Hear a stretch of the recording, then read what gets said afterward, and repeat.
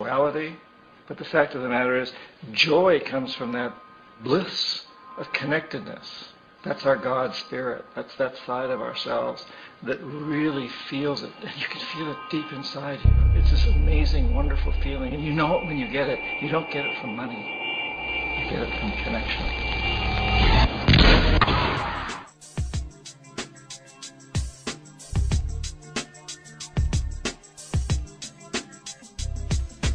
Timing is everything.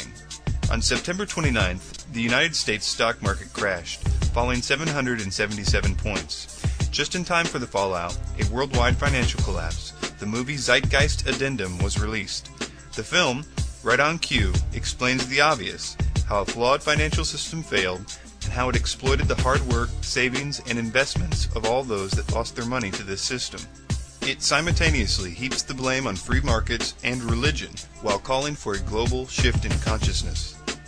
This new paradigm is, of course, an old paradigm. It's an open call for socialism. One need look no further than Karl Marx to see parallels between Zeitgeist Addendums linking a distaste for free markets and religion. This should set off some rather loud alarm bells in the midst of patriotic and freedom-loving Americans. Most of those that have been actively observing the global elite have likewise understood that a pre-planned financial crash has been in the works for some time. Nicolas Sarkozy, president of the European Union, says that he wants a new global economic system to rise out of the ashes of this crash, which, in his own words, is expressed as a new world order. Zeitgeist Addendum seems to further the cause of this new world order neo-socialist paradigm, with American politicians and representatives ignoring the masses and passing off the debt of banks onto the general public. One can see the seeds of a new world socialism emerging right here in America. It's no coincidence that just as the New World Order begins implementing Marxist thought in so-called free countries, Zeitgeist Addendum shows up to incite the masses in a global call for Marxism. If one should prefer to save 2 hours and skip watching Zeitgeist Addendum, its proposals are clearly spelled out in a relatively unknown book entitled The Externalization of the Hierarchy, written by Alice Bailey in 1934. Bailey claimed to have channeled an ascended master known as the Tibetan or Dijwa Kul, who supposedly penned the book through her. Bailey was also the founder of the Theosophical Lucifer Trust, later changed to Lucius Trust. Please note that the solution to the faltering global economy offered by Zeitgeist Addendum is the Venus Project. Venus, also known as the Morning Star, is synonymous with the term Lucifer.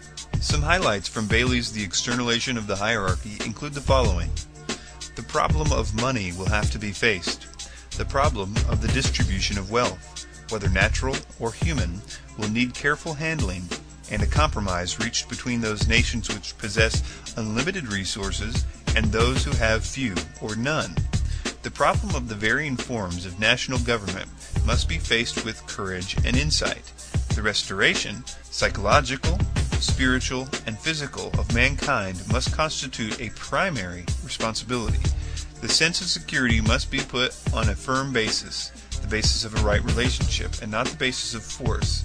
Men must feel secure because they are seeking to develop international goodwill. Bailey's externalization of the hierarchy also includes specifics as to the nature of the New World Order, and the following are just some of the links between Bailey's work and Zeitgeist Addendum.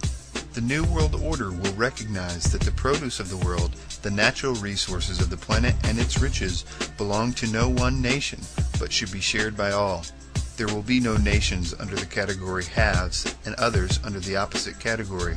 A fair and properly organized distribution of wheat, the oil, and the mineral wealth of the world will be developed, based upon the needs of each nation, upon its own internal resources, and the requirements of its people. All this will be worked out in relation to the whole. The New World Order will be founded on the recognition that all men are equal in origin and goal, but that all are at different stages of evolutionary development, that personal integrity, intelligence, vision, and experience, plus a marked goodwill, should indicate leadership. The domination of the proletariat over the aristocracy and the bourgeoisie, as in Russia, or the domination of an entrenched aristocracy over the proletariat and middle classes, as has been until lately the case in Great Britain, must disappear. The control of labor by capital, or the control of capital by labor, must also go.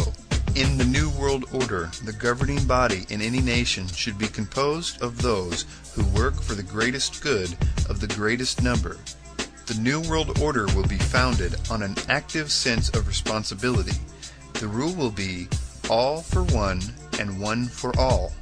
This attitude among nations will have to be developed. It is not yet present. In the preparatory period for the New World Order, there will be a steady and regulated disarmament. It will not be optional. No nation will be permitted to produce and organize any equipment for the destructive purposes or to infringe on the security of any other nation.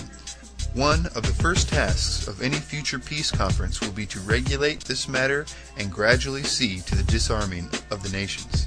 The Venus Project, founded by Jacques Fresco, upon first glance it appears similar to one of the multitude of ill-fated hippie communes of the 1960s, but upon further study, it too is rooted in the same New World Order, occult, theosophical belief structure. Quoting from their website, one of the basic premises of the Venus Project is that we work towards having all of the Earth's resources as the common heritage of all the world's people. Anything less will simply result in a continuation of the same catalog of problems inherent in the present system. This is exactly what Bailey wrote in The Externalization of the Hierarchy. The links between the Venus Project and the essence of secret societies does, however, run even deeper than a call for communistic sharing of world resources. 33rd degree Masonic author Manly P. Hall said of America's link to the New Atlantis, "The New Atlantis sets forth an ideal government of the earth. It foretells that day when in the midst of men there shall rise up a vast institution composed of the philosophic elect, an order of illumined men, band together for the purpose of investigating the laws of life and the mysteries of the universe. The age of boundaries is closing, and we are approaching a nobler era when nations shall be no more, when the lines of race and caste shall be wiped out, when the whole earth shall be under one order, one government, one administrative body." Manly P. Hall, alongside Rosicrucians like Francis Bacon, clearly defined the New World Order's drive to recreate Atlantis, and this theme clearly resurfaces in Fresco's architecture, specifically his circular city. The circular city image is one that is notably comparable to artistic versions of Atlantis based on Plato's descriptions of the sunken city.